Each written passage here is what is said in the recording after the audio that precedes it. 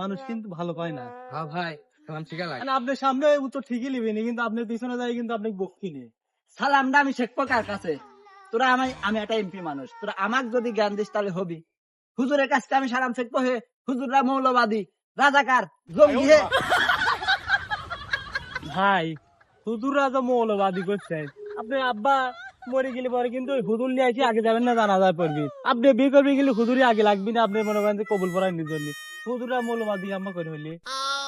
ভাই কথাটা কিন্তু ঠিকই কয়েছে।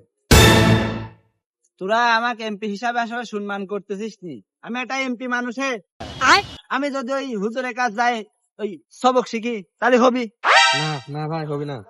বেশি কথা কও। আপনার কাছে ওরা আসি শিখতে। তাই তো। ঠিক আছে ভাই, আপনি যদি কবেন ওডি ঠিক, ওরা যা কবি সব ভুল। দেখ ওর মতন ওর মতন আমি এটা এমপি মানুষ, ওই হুজুরের কাছে যাবেন সালাম শিখতে নাকি?